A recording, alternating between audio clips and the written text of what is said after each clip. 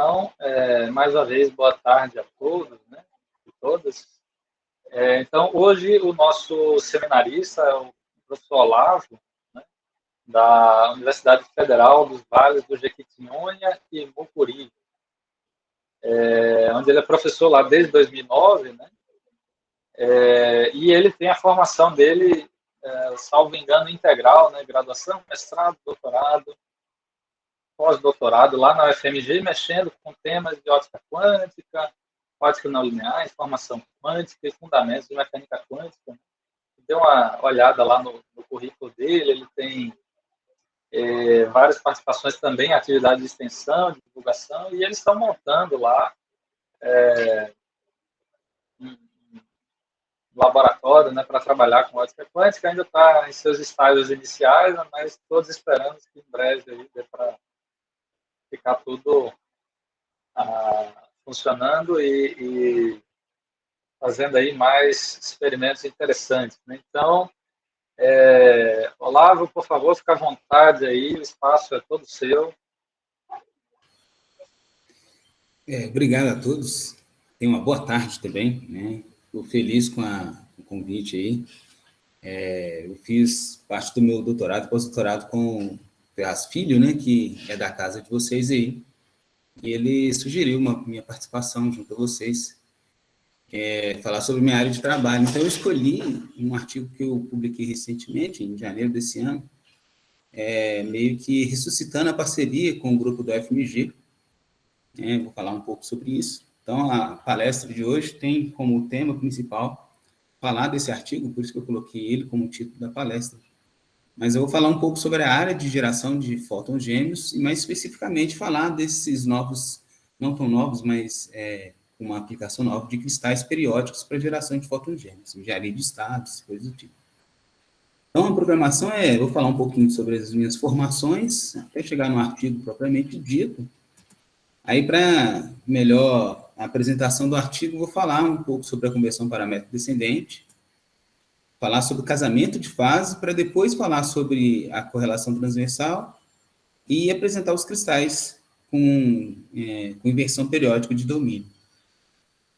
Eles trabalham no regime de quase casamento de fase, para aí sim apresentar o artigo propriamente dito, né, com os resultados que a gente publicou recentemente. Então, minha formação acadêmica, né, como já foi dito, eu fui um estudante da UFMG, entrei em 99, fiz a graduação entre 99 e 2003, mestrado entre 2003 e 2004, fiz um doutorado entre 2004 e 2008, e já na mesma instituição, já fiz um pós-doutorado quando eu passei no concurso aqui na UFVJM. Para vocês se localizarem, né, porque é bom falar quando se está fora de casa, né, Minas, a região onde Belo Horizonte está, em Minas Gerais, é essa. E aqui uma foto, né, o Ferraz deve recordar do Vanessão aqui, que é a praça de serviços lá da UFMG. Aqui mais à frente, não sei se vem meu mouse, está o ISEX, e o departamento de física, que é onde fiz toda a minha formação, nessa região, nesse conjunto de prédios aqui. Atualmente, desde 2009, eu sou professor da UFVJM.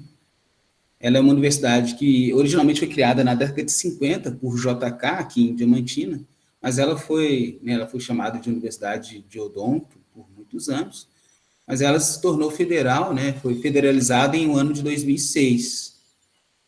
Eu estou aqui em Diamantina, no momento, que é onde está o campus sede da universidade, e ela sofreu expansão, né, ocupando outras 3 regiões mais ao norte de Minas. Ela está em Teoflotone, está em Janaúba e está em Unai, né, com diversos cursos, né. Eu, além de professor desse departamento, que é o Instituto de Ciência e Tecnologia, eu sou professor também da EAD, na licenciatura em Física. Então, a gente tem, além desses campi físicos, a gente atua na EAD em diversos polos que ocorrem em escolas. Então, assim, é uma universidade, em termos de extensão, muito estratégica, porque ela toma toda a porção central, norte, né, o semi-norte de Minas Gerais. Aqui uma foto do prédio em que eu trabalho, que é o Instituto de Ciência e Tecnologia. O laboratório está sendo montado num anexo bem aos fundos desse prédio. E falar sobre o grupo, recentemente, que participou da publicação desse artigo que eu vou falar hoje, tem o meu ex-orientador, né, o Sebastião José Nascimento de Pádua, na UFMG, em colaboração com o Carlos Henrique Monken, também, que está na UFMG. E esse artigo foi publicado também com a parceria do Aldo Delgado, da Universidade de Concepción, e do Gustavo Lima, que foi doutorando na época em que eu era mestrando, ou seja, ele era o meu veterano na universidade. Né? Opa, pergunta? Não, só saudando uma pessoa que está na Índia assistindo sua palestra. Ah, muito obrigado, fico feliz. Bem, sim, foi bom isso ter ocorrido, porque eu estou com a tela do PowerPoint, então eu não vejo o chat ou outros acontecimentos aqui.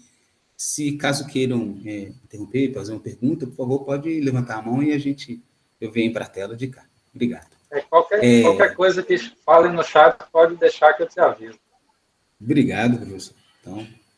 Então nós 5, né, os 4 que eu citei aqui, e a gente meio que ressuscitou dados experimentais da minha época de doutorado para o pós-doutorado, e durante esse período de pandêmico, a gente refez cálculos com relação a esses dados experimentais e publicou esse artigo, que ficou disponível em janeiro de 2022, em que a gente faz o controle da correlação transversal, utilizando um regime de quase casamento de fase. Nesse caso aqui, a gente utilizou um cristal periódico. Bem, mas antes de falar desse artigo propriamente dito, né, então, vou falar aqui, será apresentada a correlação espacial transversal do par de focos gerados pelo processo de conversão paramétrica de espontânea descendente, né, de frequência, ou seja, a espontânea, paramétrica e ao convexo. E, no caso aqui, a gente utilizou cristais não lineares polarizados periodicamente, que é o PP-KTP, iluminado com feixe laser pulsado. Então, a gente vai usar o regime pulsado e utilizar um cristal periódico.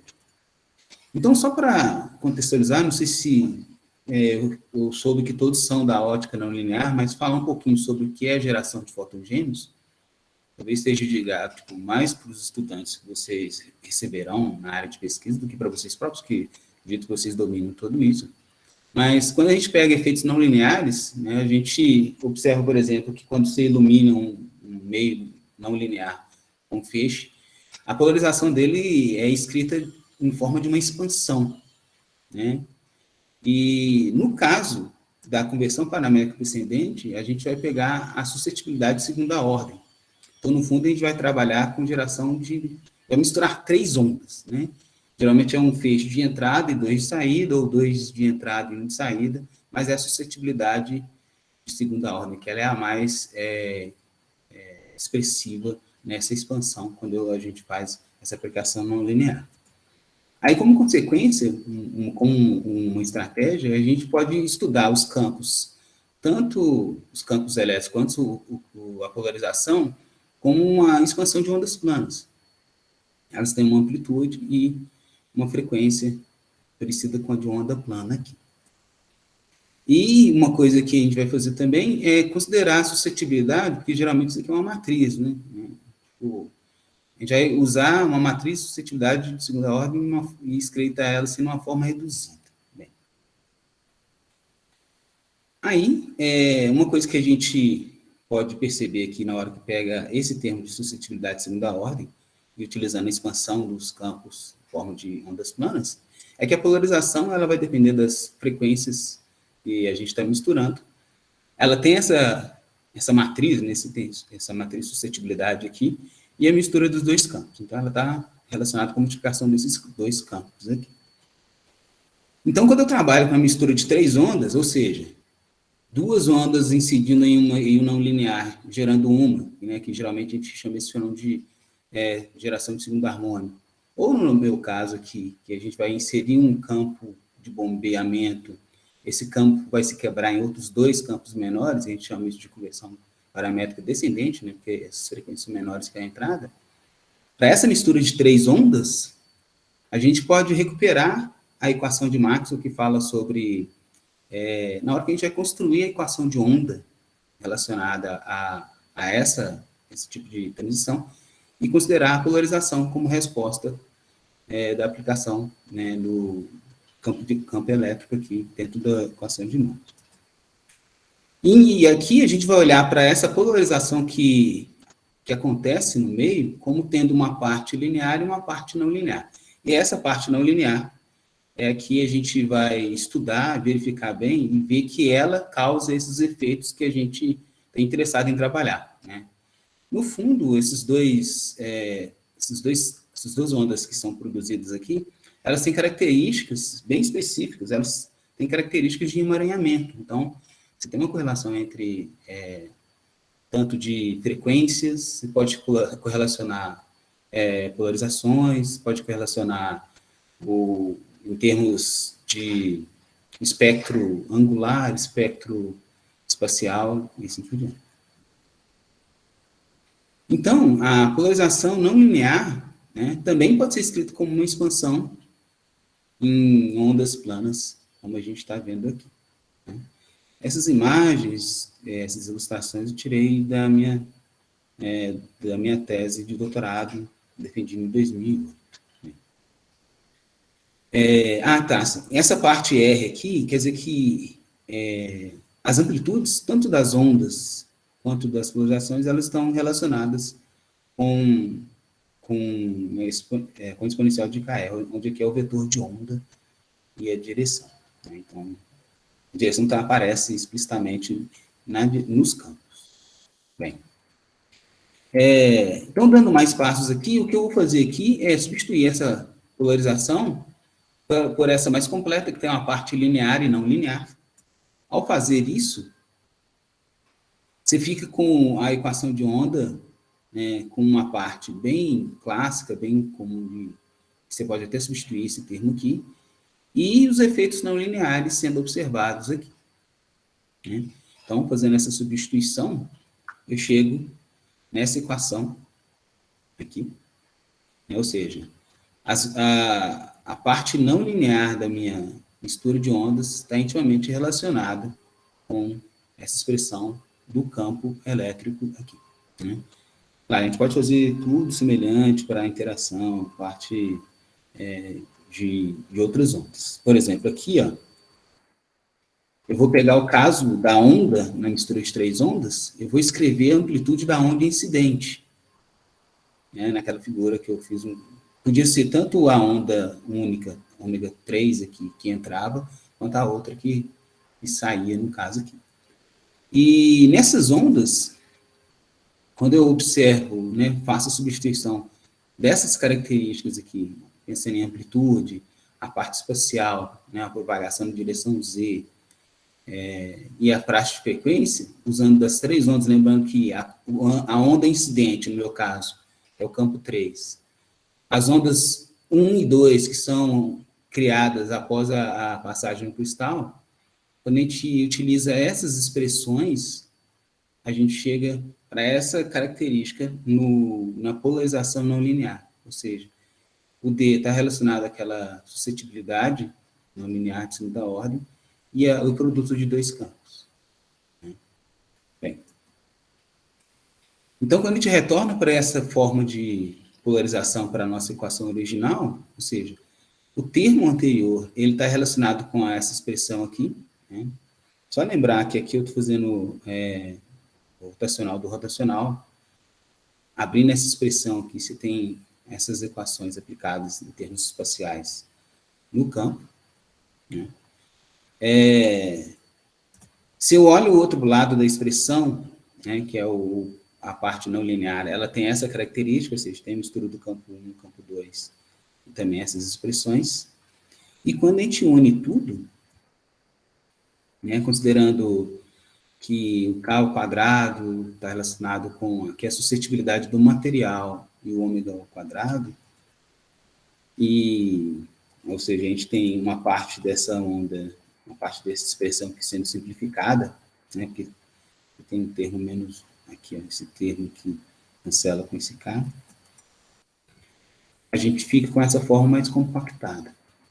Aqui a gente faz uma última aproximação, que é considerar que a amplitude varia muito lentamente com a propagação, né? Quer dizer aqui, considerando que a variação lenta da amplitude dos campos durante a propagação, ou seja, a derivada segunda ela é muito menor que a derivada primeira do campo, da amplitude do campo, esse termo aqui ainda fica mais simplificado. Olá. Pronto? Sim. Mas você já fez a aproximação de envoltória lenta no tempo, né? Sim. No slide anterior, né? Isso. Tá. Aqui, eu estou olhando estou considerando que a amplitude aqui varia pouco também. Tá, ok. Não estou pegando os casos em que ela aumenta. Oi? Quem perguntou foi o Felinto? Fui eu. Tá certo. Segue em frente. Ok. Aí eu estou acrescentando ainda mais essa condição aqui, essa simplificação, né? Porque aí eu fico com a expressão, com esse formato aqui, ó. A amplitude do campo 3, né, ou seja, ou o campo de 2 formando 1, ou aquele campo que vai se quebrar em 2, ele está intimamente relacionado com as amplitudes do campo 1 e 2, e aqui já aparece um termo muito interessante e importante que vai estar relacionado com o meu casamento de fase. Aqui eu já tenho a exponencial do campo 3, ela já aparece aqui, ó, como uma exponencial dos campos 1 e 2, né, relacionados a vetor de onda 1 e 2, e o 3 aqui, nesse formato.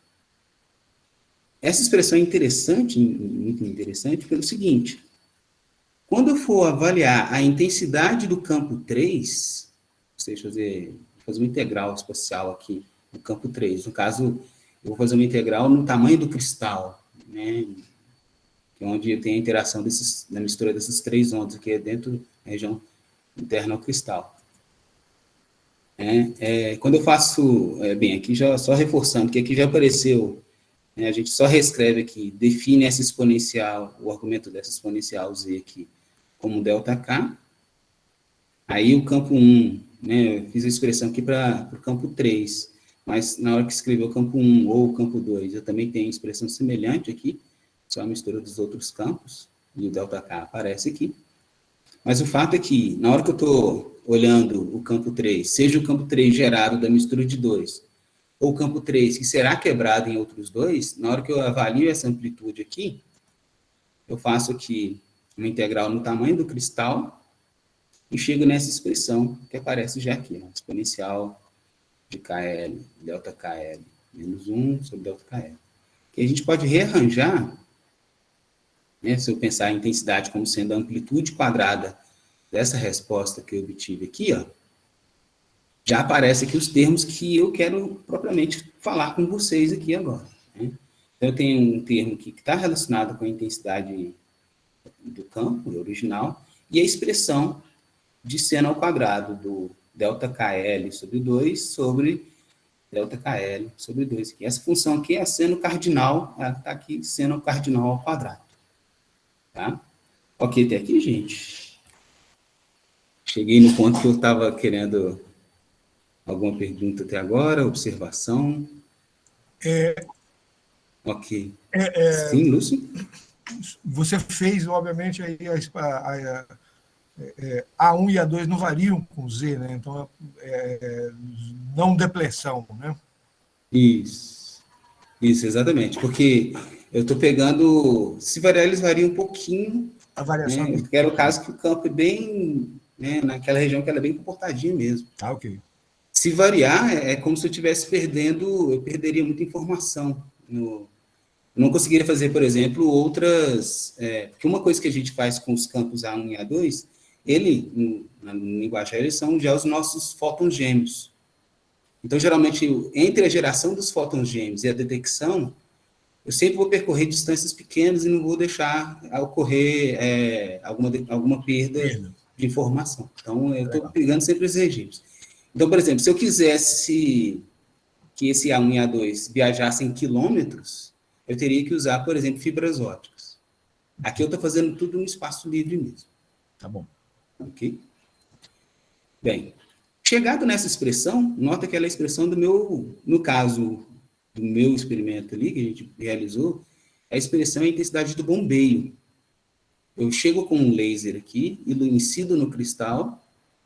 Eu costumo brincar assim, né? Eu falo que quando a gente escreve o estado de geração de fótons gêmeos, né? Vou até desenhar aqui, ó. A gente tem na mesa, vou pegar um caso que eu vou falar mais específico dele aqui, que você pega um cristal aqui, aí o que você faz é incidir um laser nesse cristal. Ele é transparente, então você vai ver que na maioria das vezes não acontece nada. Então, ele vai atravessar o cristal sem interagir. Ocasionalmente, ocorre a interação e podem ser gerados aqui as outras duas ondas, né? Aí, quando gera essas duas ondas, aí sim eu tenho um caso de fótons gêmeos, que a gente chama, que é esse campo aqui gerando outras três. Mas na maioria das vezes, o campo passa direto aqui. Grande intensidade do campo passa direto. Bem, então, chegamos nessa expressão aqui, então ela é importante pelo seguinte: eu estou vendo que, vamos supor que eu estou no caso de geração de segunda ordem, quer dizer o quê?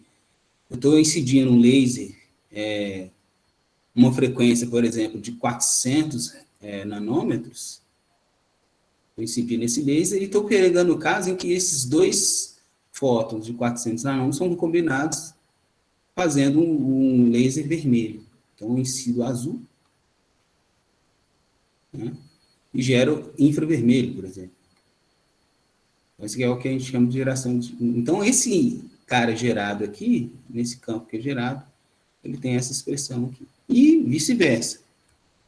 No caso de geração de fótons gêmeos, eu pego um laser, geralmente 800, no infravermelho, e gero dois fótons gêmeos. Bem, então, o que vem a ser o casamento de fase? Né? O que eu faço? Eu quero que a intensidade do meu campo gerado seja a máxima possível. Se você olhar essa expressão aqui, ó, o seno cardinal, né? Nota que é interessante, então, eu fazer o quê? Né? A expressão do seno cardinal, ela tem esse perfil aqui, ó. Né? Então, aqui é a função seno cardinal ao quadrado, né? E se não fosse quadrado, teria termos negativos aqui e tal. Mas ela aparece aqui como termo quadrado. E nota que ela tem um valor máximo quando o argumento dela é próximo de zero. Aqui faltou um sinal negativo, né? Mas perto do zero, essa função seno cardinal tem o seu valor máximo. Nota que o tamanho do cristal, né?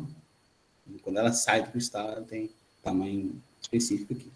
Então, o casamento de fase nada mais é do que sintonizar as constantes, os vetores de onda, que aparecem aqui na função seno cardinal, de forma que isso aqui dê zero.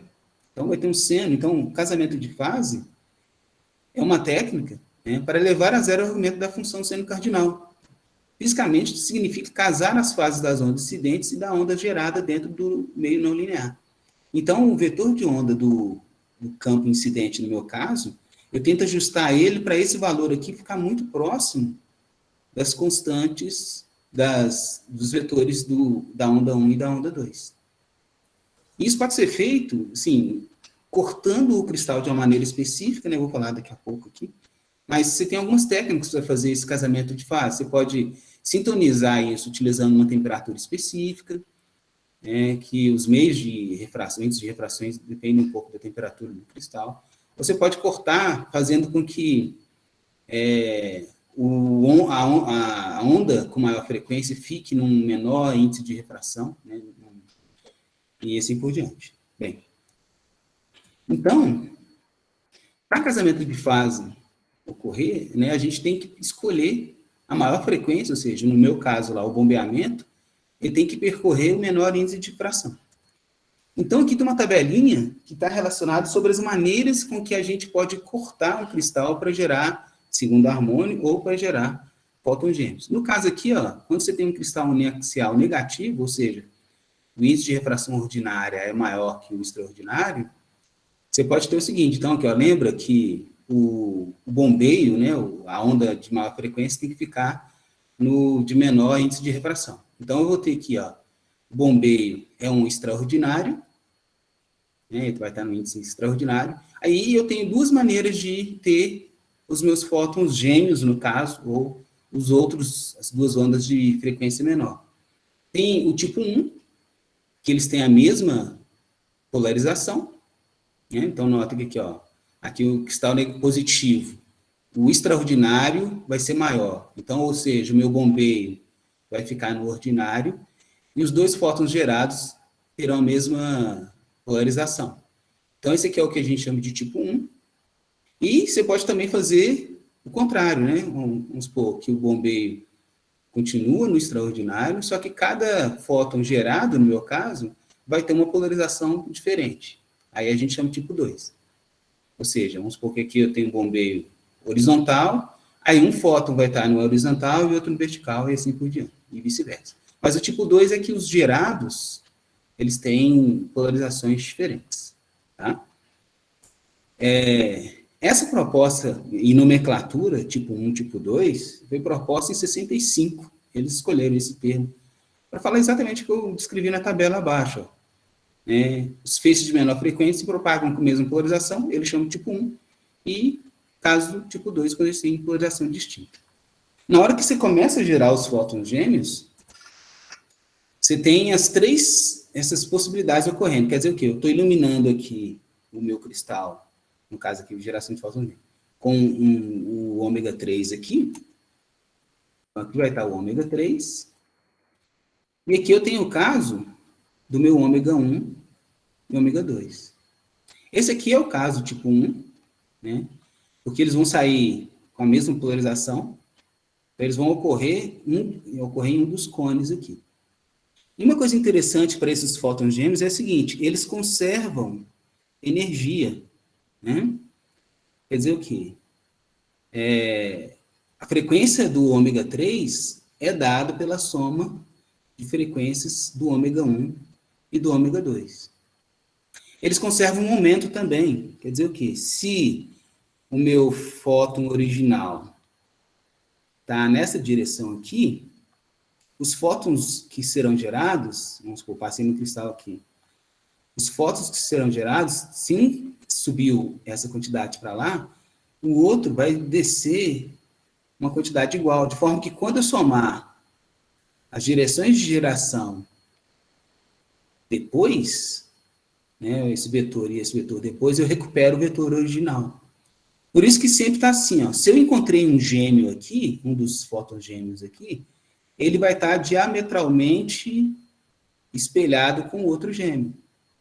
Se eu detectei um gêmeo aqui em cima, o outro gêmeo dele vai estar aqui embaixo. Se eu detectei um gêmeo aqui, ó, o outro gêmeo dele vai estar diametralmente assim. Pode estar diferente como? Eu posso detectar um gêmeo aqui e outro mais dentro, se eles tiverem frequências diferentes. Aqui eu estou pegando o caso degenerado, se as frequências forem iguais, vai acontecer sempre diametral assim. Aqui no tipo 1. O tipo 2, eu tenho dois cones. Um cone que ele começou a viajar, né, uma das polarizações de um dos gêmeos. Então, esse gêmeo pode estar em qualquer lugar desse cone. E o outro dele, o par dele, vai estar em qualquer lugar do outro cone. Que eles têm polarizações diferentes. E aqui um desenho mostrando a conservação. Se eu encontrei um gêmeo dele, um aqui, o outro gêmeo vai estar diametralmente oposto ali. E aqui é um caso de cones degenerados, que a gente procura muito para fazer desenho de estado quântico aqui. Porque quando eu detecto um gêmeo aqui, eu não sei se esse gêmeo veio do cone de cima ou do cone de baixo. Eu sei que o outro par dele vai estar aqui. E eu também não sei se ele veio do cone de cima ou do cone de baixo. Na hora que eu for escrever esse estado, se eu chamar aqui de entrada 1 e aqui de entrada 2, eu tenho que esse cara aqui, ele pode ser o cone horizontal na primeira, logo vai estar o cone vertical na segunda, e esse cara aqui pode ser quem?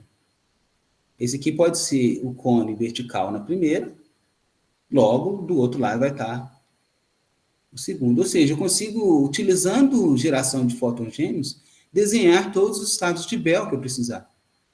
E a gente sabe que os estados de Bell são bem robustos em termos de estudos de emaranhamento. Então, eu posso mexer nas frequências entre uma detecção e outra, fazer aqui negativo, ou seja, uma diferença de fase sintonizável entre eles aqui. Então, esse mecanismo de geração de fótons gêmeos, ele é muito robusto e muito profícuo para a construção de estados quânticos e logo fazer experimentos quânticos. E isso tudo, lembra? Estou aqui na fase de casamento de fase, ainda estou escolhendo, né, eu estou sintonizando aqui a maneira de zerar aquele ΔK, que aparece no argumento lá, na minha seno cardinal, né?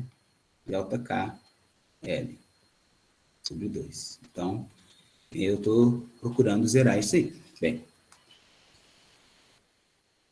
o artigo que eu começo apresentando aqui foi um artigo publicado. Sim, desculpa, claro. só um comentário. Então, no caso, geralmente, quando o pessoal está querendo gerar esse tipo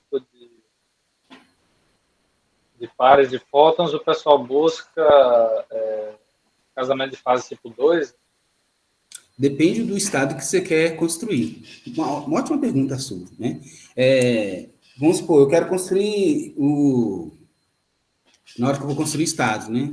O tipo 2, ele me dá essa resposta aqui bacana, ó. HV e me dá o VH. Mas por quê? Isso aqui já sai naturalmente do tipo 2. Vamos colocar aqui, ó. Um cristal tipo 2 e ilumina ele aqui com laser. Então, naturalmente, ele já sai 2. Eu estou fazendo assim, que isso aqui tem um outro nome também, que é uma geração não linear, não colinear, mas a gente pode gerar colinear também. Vou desenhar assim primeiro, depois eu desenho de outro jeito. Nesse desenho que eu fiz aqui, ó, Desculpa que eu ainda estou não no sei. seminário agora. Oi, desculpa? Não, desculpa, apareceu alguém tá. aqui na sala. Beleza. Mas quando eu estou nessa situação desse cone aqui de baixo, ó, eu estou num cristal tipo 2, e ele naturalmente já me gera esse estado que eu escrevi aqui, por exemplo. Eu posso sintonizar ele de forma que ele me gera com facilidade esses dois estados aqui. Vamos pegar o HV, e dependendo da frequência que eu escolho, que eu detecto esse aqui, eu posso usar uma placa de onda para gerar a frequência de um deles aqui. Mas dependendo... Opa, vou desligar aqui. Eu posso produzir um mais ou um menos aqui, ó, VH. Então, com essa configuração, eu produzo facilmente já um desses pares aqui, ou positivo ou negativo. Como que eu produziria, por exemplo, os outros dois estados de Bell? Eu posso, por exemplo, gerar a polarização de um dos lados. Posso fazer essa polarização aqui sempre inverter-se de 90 graus. Quer dizer o quê? Todo fóton que chega aqui, que é H, eu posso transformar ele em V. Todo fóton que chega aqui, que é V, eu posso transformar ele em H. O que vai acontecer? O de cá, se o de cá for H, o de lá seria V. Só que eu coloquei uma placa e ele se transforma em quê? Em H também. Se o de cá foi V, eu fiz alterações de lá, e o de lá se tornou, né? Então, opa, mais ou menos aqui. Aí eu posso ter, se o de cá chegou um V, essa placa aqui obriga que o lado de lá seja também V. Então, é uma engenharia de estados. Eu consegui fazer isso com o tipo 2. O tipo 2, ele tem facilidades por isso. Mas não é impossível de fazer a mesma coisa aqui, ó. Se aqui é H, o de cá também é H. Se aqui é V, o de cá também é V. Porque tipo 1, né? Então, eu consigo fazer os 4 estados de Bell também utilizando aqui. Naturalmente, já saem esses aqui. H em um, H no outro. Aí eu controlo a frequência entre eles lá. V em um, V no outro. Aí eu posso fazer a mesma coisa. Eu posso gerar a polarização de um dos fótons e construir os outros 2 estados de Bell lá. Deu H aqui, aí o de lá eu inverti. Então, esse aqui vira V. Né? Mais ou menos, que também eu consigo controlar placa de onda. Deu V aqui, se aqui foi V, o de lá era V também. Eu fui lá, mudei para ele se tornar um H.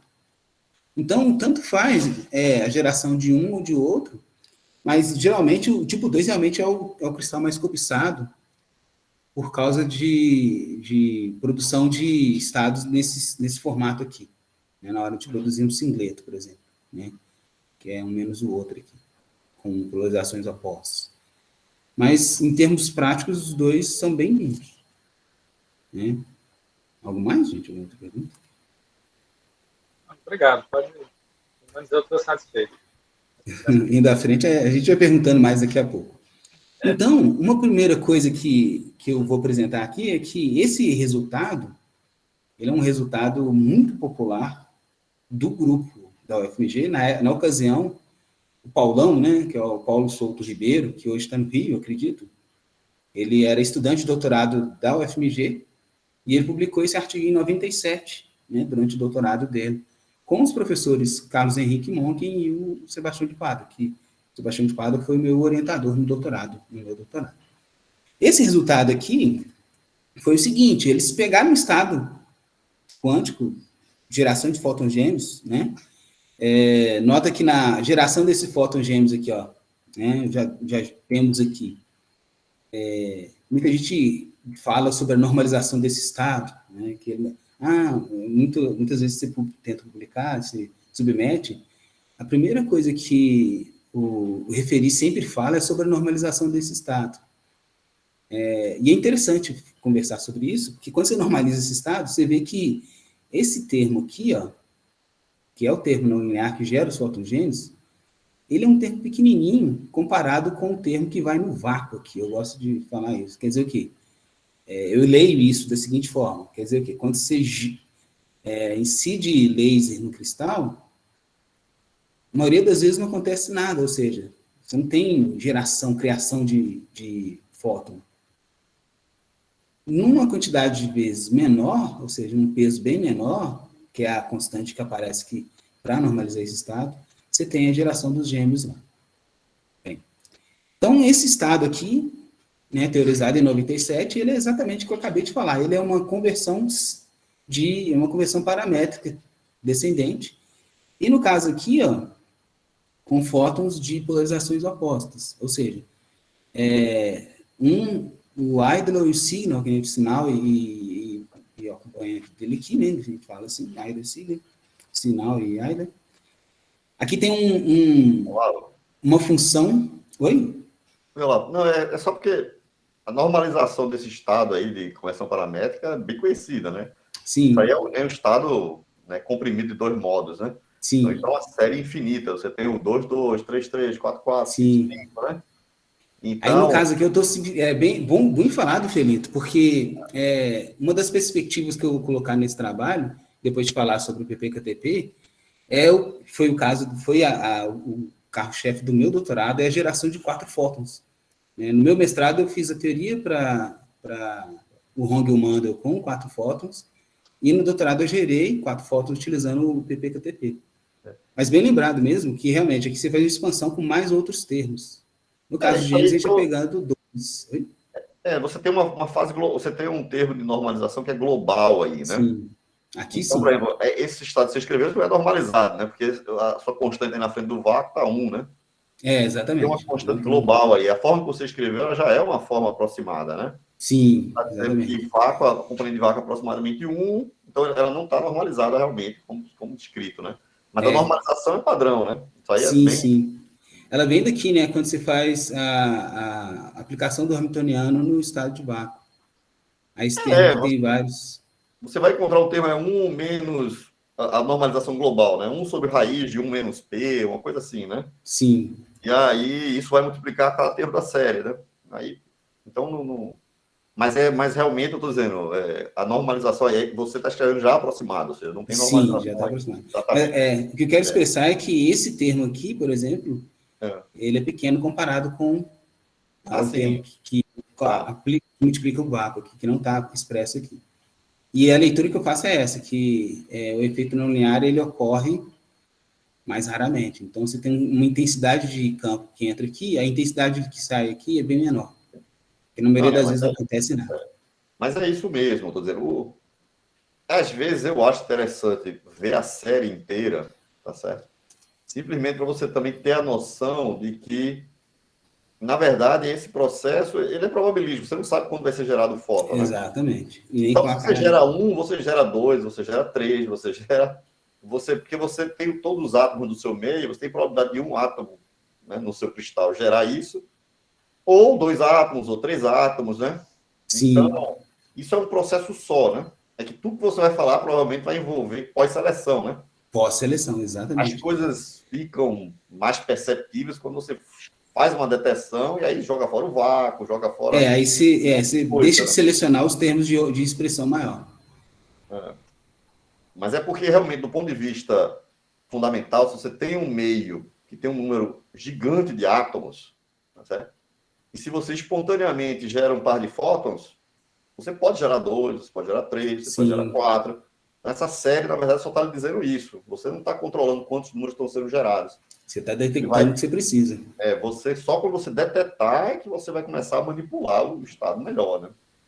Isso. Tá bom. Exatamente. Foi bom falar. Isso eu vou falar um pouco Vamos mais lá. sobre esse resultado com 4 fótons também. Tá jóia. Bem, mas esse trabalho aqui, publicado em 97 pelo grupo, ele tem aqui o estado de fótons gêmeos, né? Então, pegando o caso em que um campo gera um par de fótons. E aqui a gente tem, já aparecendo aqui a função seno cardinal, nota que ela está dependendo aqui das frequências do bombeio e dos gerados, aqui temporal, né? Ômega t. E uma função peso, né? Uma função que está relacionada com a distribuição do espectro de frequências do estado, né?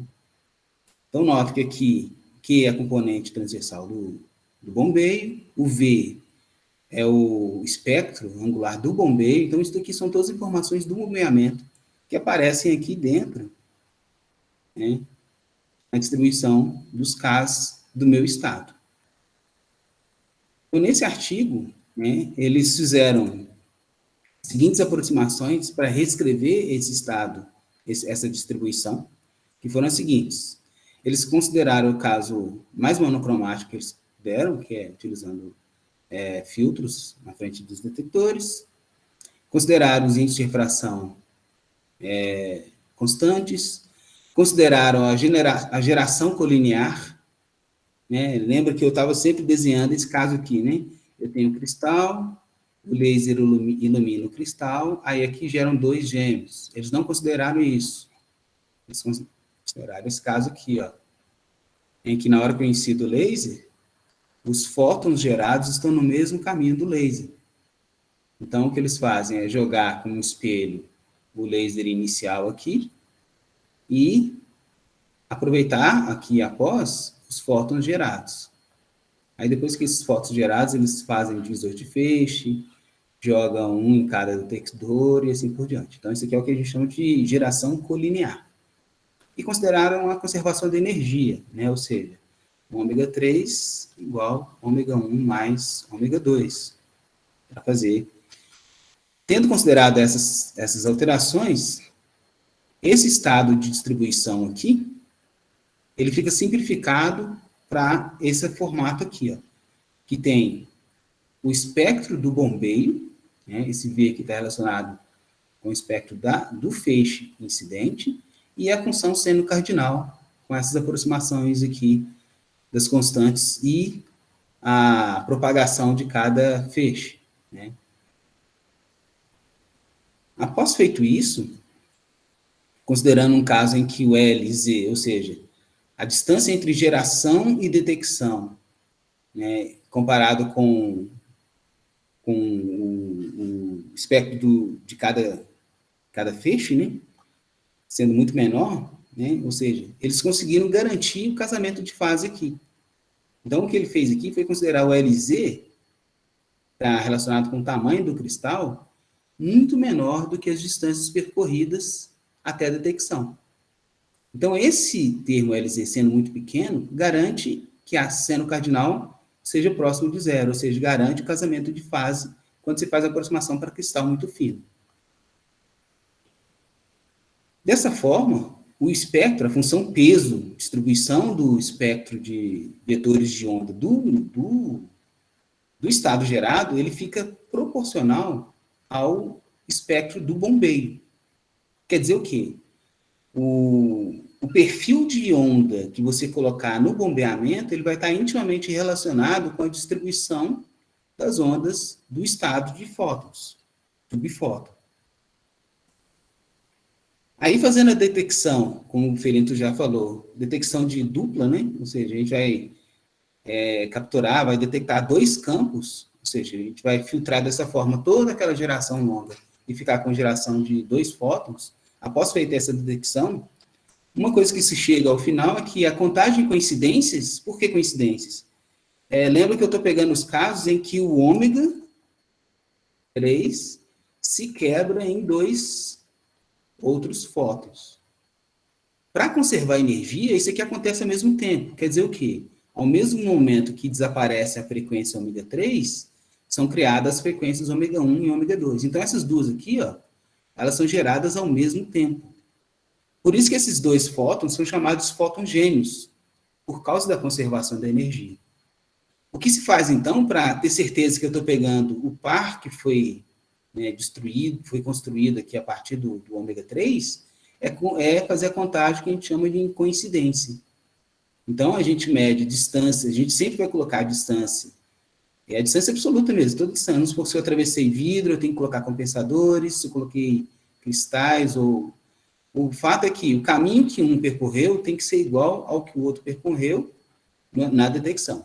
Igual entre aspas, né? A gente tem aqui o que a gente chama de janela de detecção. Né? Como é que funciona isso?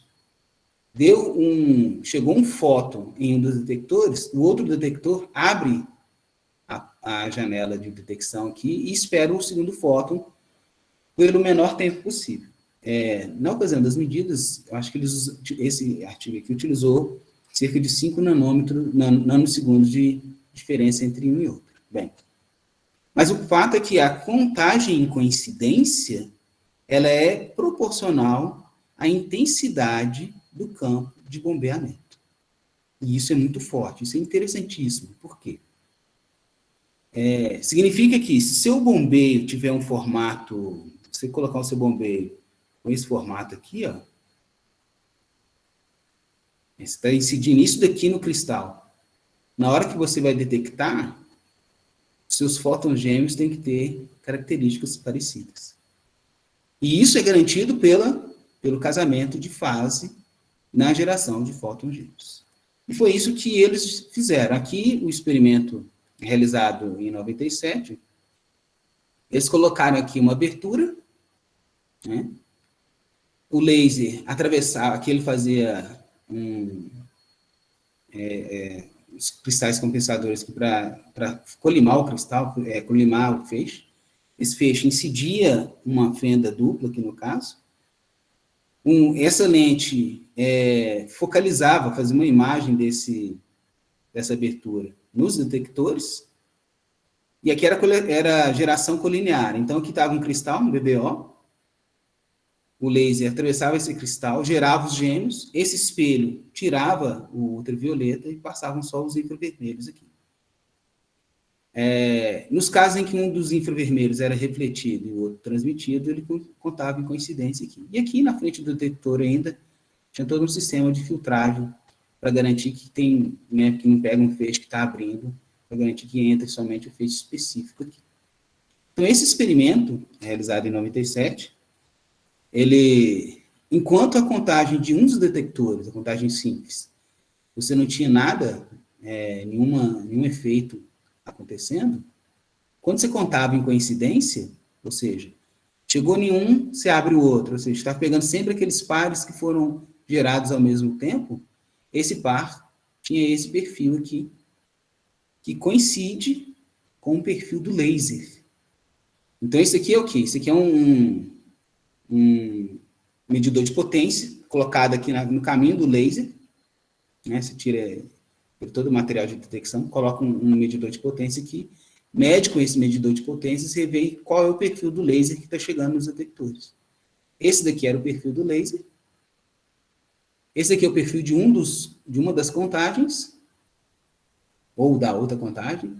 Nota que aqui é a contagem de um detector, né? em 90 segundos, e aqui é a contagem coincidência.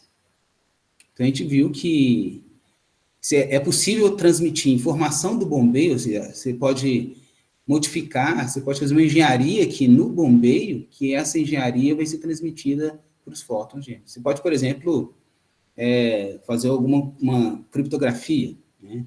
Que quem tem de posse só um dos feixes, vai ver isso aqui, ó. Somente medindo em coincidência, somente medindo em coincidência, que você tem informação do que está sendo inserido no bombeio. Isso em 97, vários outros trabalhos foram feitos. Quando você fala em perfil do bombeio, é porque isso aí é a difração da abertura, e aí... Exatamente. Tá bom. Do feixe laser mesmo. Ok. Esse feixe laser, você faz essa difração e ilumina o cristal com esse laser difratado. Aí a geração desse laser difratado é detectada e a coincidência dá essa resposta, que é muito semelhante à do bombeio. Sim. Aliás, a linha sólida aqui, acho que é a mesma linha sólida que acontece aqui.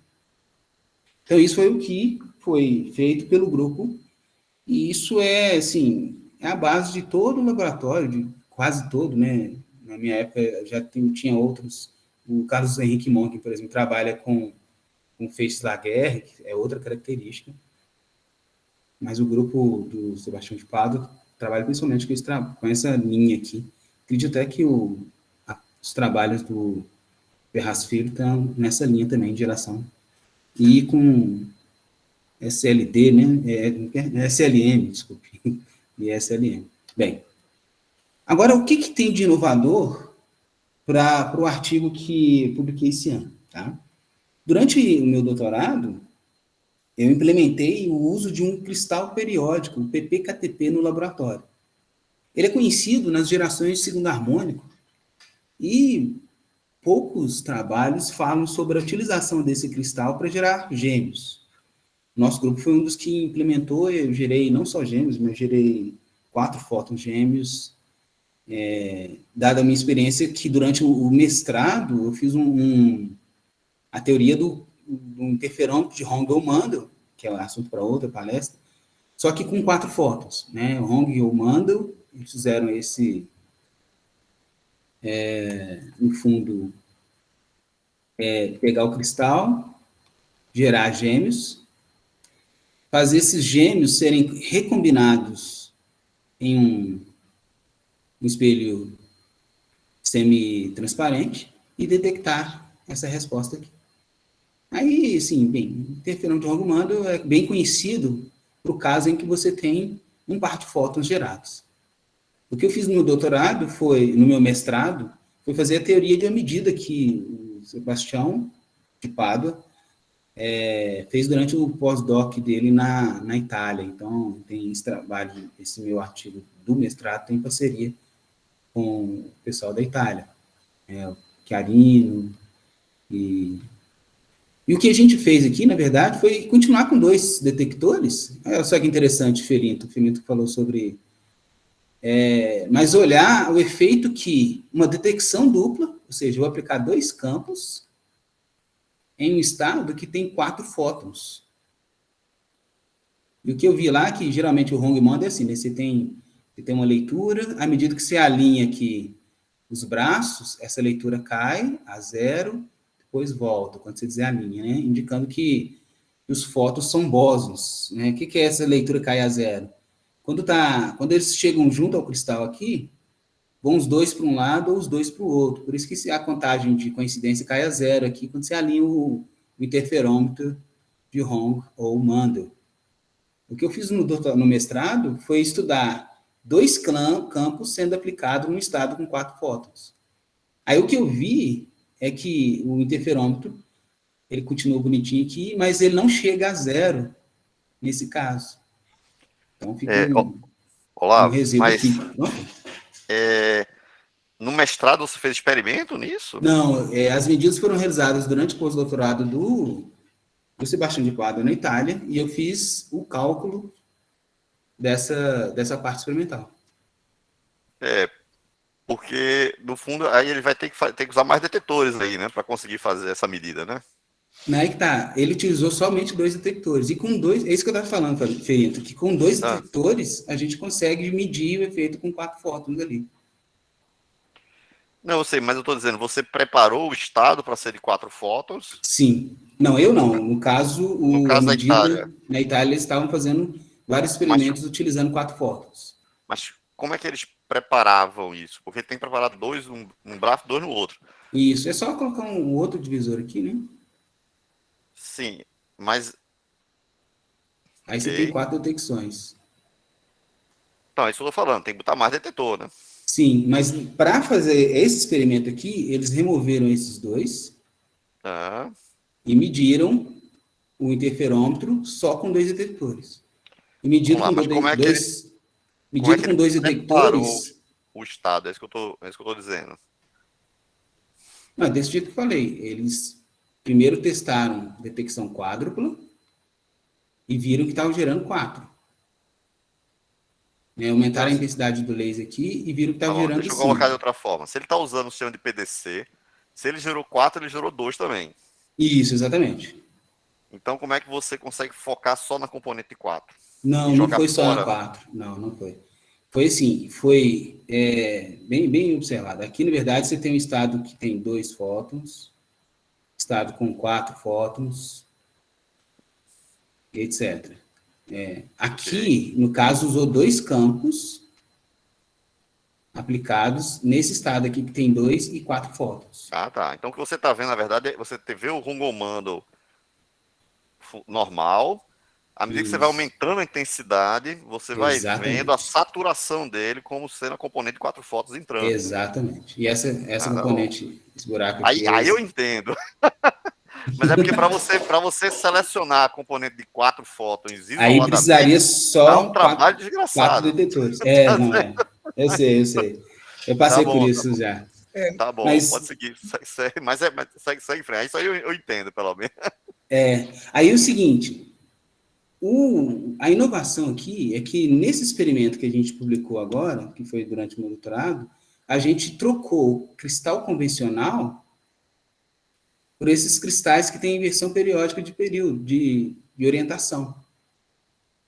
Quer dizer o quê? Os cristais não lineares, eles são cristais que você sabe o que é embaixo e o que é em cima deles. Tipo, ele tem configurações de espaço bem definidas. Então, o que é feito com ele é crescido com uma região, uma orientação, e logo em seguida essa orientação é invertida. E assim por diante. Onde essa distância aqui, ó, é o período de alternância dele. Então, ele começa para cima, depois para baixo. Esses cristais, como eu falei, além deles serem cortados de forma bem específica, eles têm um controle bem crítico de temperatura também. Então, geralmente, ele tem aqui uma massa térmica e uma corrente elétrica passada aqui para manter a temperatura dele bem específica. Porque controle de temperatura é uma das maneiras de sintonizar o casamento de fase. Nesse caso aqui, o quase casamento de fase. Então, esses cristais aqui, o que acontece é que a suscetibilidade dele é uma suscetibilidade diferente. Tem aquele termo efetivo, sei lá, se for um KTP, tem a suscetibilidade efetiva do KTP, só que isso alterna de tempos, de distâncias em distâncias. Ou seja, ele tem um valor que eu vou chamar de 1, né, que é o para cima aqui, depois ele zera num certo ponto, depois ele fica menos 1. Então, é como se ele estivesse tendo essa suscetibilidade positiva, depois negativa, positiva, negativa, assim por diante. Isso faz com que a suscetibilidade efetiva seja... Ela tem essa expressão aqui, ó. Olavo, mas me corrija aí, eu tô dizendo, quando você está falando agora de no fundo é um PP... É o PPKTP que chama. PPKTP, né? Que a gente usa aqui também em Recife, né? O que você quer, né? Na verdade, o objetivo aí, você obviamente quer mais sinal, né? Do seu cristal, né? Uma forma de você ter mais sinal é aumentar o tamanho do cristal. Aí você bota mais átomo gera mais fótons. Sim. O problema é que o cristal vai ficando longo e você vai ter dificuldade de ter o phase matching, né? Que é aquela sintonização que eu sugeri no artigo do Monken, do Paulão, então, né? essa a aproximação de cristal fino passa a não valer. Essa modulação que você introduz, na verdade, é uma forma de segurar o casamento de fase ao longo de um cristal longo. Exatamente. Aí você gera mais fotos, precisa de menos potência para gerar mais de fotos. Isso. É isso aí, né? É exatamente isso. Resumiu tudo que eu ia falar, professor. Então, o que acontece? Uma interpretação interessante é o seguinte, é você pensar no... Se você tem uma coisa periódica, você faz a transformada de Fourier, você tem um vetor de onda associado a ele, tem um certo comprimento de onda. Então, tem um vetor de onda aí associado a essa periodicidade, que é o que é uma maneira de pensar, né? Que você completa o K de vetores de onda com a periodicidade da grade, digamos assim. Não é uma grade, né? Mas parecido com a grade. Né? Spoilers, mas tudo bem. Então, é exatamente isso. Tá bom. Desculpa. Então, o que acontece é que, na hora que o meu campo incidente vai ter as mesmas características que tinha antes, né? O que vai acontecer é que essa expressão aqui, ó, que originalmente eu tinha só até aqui, né? Agora vai aparecer um termo intimamente relacionado com a parte periódica da onda. Então, na hora que eu fizer o cálculo da intensidade desse campo, eu vou chegar em cálculos parecidos, só que aqui eu vou ter um ΔK que é do quase phase médio. E esse ΔK que está relacionado aqui, tem um termo a mais aqui, que é o tamanho do período, né? É 2π sobre o tamanho da inversão. Aí fica mais fácil. A primeira vez que falaram sobre quase casamento de fase, né, utilizado aqui, que é o ΔK aqui, que tem que ser a zero, foi em Armstrong, em 62. Então, agora, eu consigo que, escolhendo o tamanho do meu período de inversão, né, garantir o meu ΔK igual a zero. Então, de novo, eu vou ter aquela minha função seno cardinal. Eu vou, na hora que eu faço essa integral aqui, igual eu fiz antes, né? A gente fez antes, a gente vai ter a seno cardinal modulando a intensidade do feixe gerado. Ou, no caso, a relação entre os feixes e os termos aqui. E agora eu tenho mais uma sintonização disponível para eu garantir o casamento de fase no quase phase match, que é o 2π sobre a inversão do período. Então, aqui tem duas ilustrações, que é uma coisa interessante, que, por exemplo, eu tenho um cristal convencional, eu ilumino ele com um feixe. Aí esse feixe, ele sai aqui, no caso tipo 2, frequências diferentes, ele tem uma abertura maior aqui, que é comum na hora que ele está propagando dentro do cristal. Na hora que você vai gerar com o PPKTP, por exemplo, ou qualquer outro cristal periódico, né, esses feixes eles saem bem mais próximos aqui, né, porque acaba que os feixes que abrem muito nessa propagação, eles não vão sofrer toda a ação. Vamos supor, o feixe passou aqui. Aí, se ele abrir muito, ele não vai conseguir aproveitar todas as inversões de fase para fazer, para garantir o casamento de fase. Então, esses cristais são principalmente de geração colinear. Né? E chegamos agora no artigo propriamente dito, que publicamos aqui. Os resultados a gente mediu durante o meu doutorado, e agora a gente reviu esse artigo, olha, a gente podia voltar àquele assunto, né? E a gente publicou esse trabalho aqui. Então, a gente considerou o estado de 2 fótons também. No caso aqui, o GW tem a informação do bombeio. Aqui já aparece a nossa sinc, né, a função seno cardinal. Lembrando que o G fala a distribuição de frequências dos fótons, né, fala sobre essa frequência. E aqui eu tenho minha função ΔK, Z, dada pelo ΔK que a gente tem convencionalmente, e o quase casamento de fase oriundo do cristal periódico. Aqui a gente fez o seguinte cálculo ainda, né? A gente observou o quanto que esse feixe podia abrir para a gente garantir ainda um casamento de fase. Então, esse gráfico aqui que a gente construiu, é o gráfico da função seno cardinal ao quadrado em função do ângulo de abertura do feixe aqui. Ou seja, até 0,4 graus aqui, você ainda tem um casamento de fase, né? Então, dependendo da distância que você tiver, você faz a conta de como posicionar o seu detector com essa informação aqui. E, basicamente, é muito parecido com o que a gente já fez. Então, essa função, ΔKz, ela tem essa expressão aqui originalmente.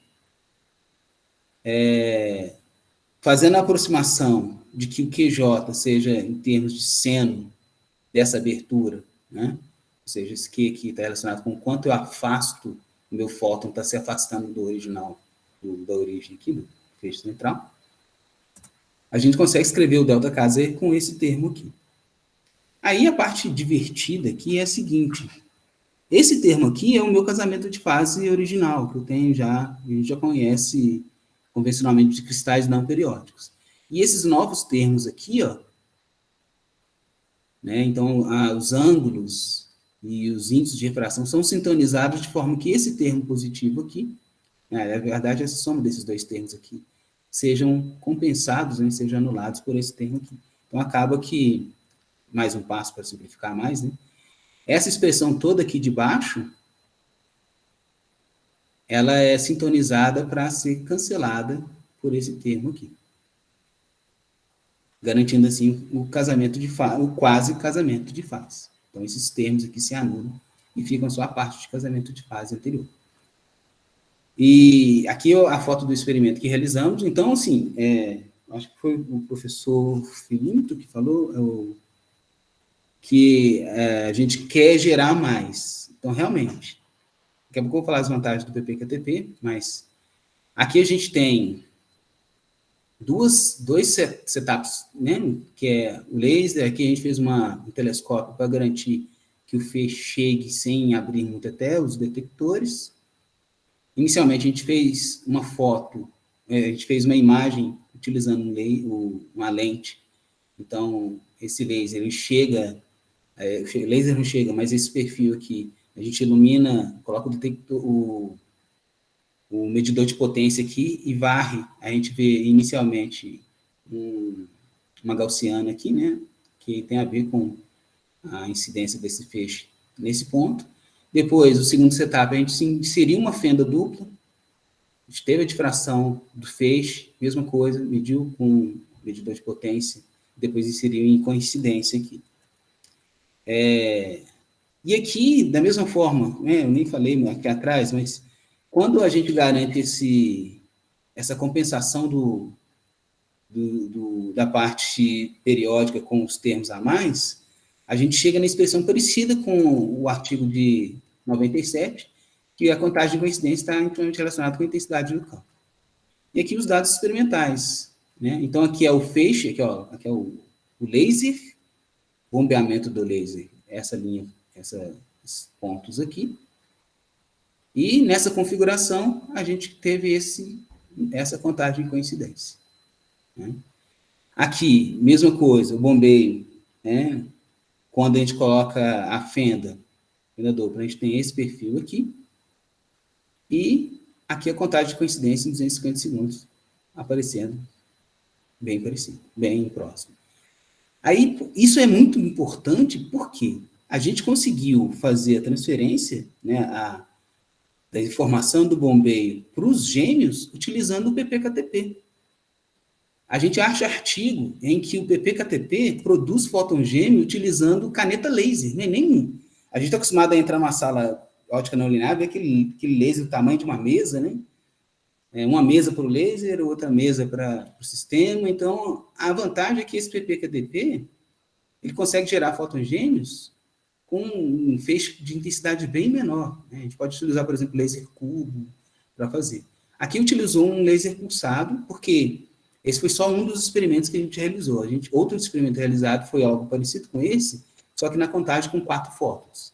Aí sim, a gente utilizou 4 detectores, né? Olavo, agora, acho que parece uma Sim. coisa, nessa questão, não há uma relação entre a profundidade desses cavamentos aí, dessas figuras de interferência, e a natureza quântica da correlação? Você fala na parte do bombeio? Não, essa parte, essa correlação espacial que você está observando embaixo aí. Aqui, essa aqui Você chegou a fazer alguma análise nessa direção, se é da natureza da correlação, se é clássica ou quântica, assim, ou relacionada realmente com o mareamento espacial?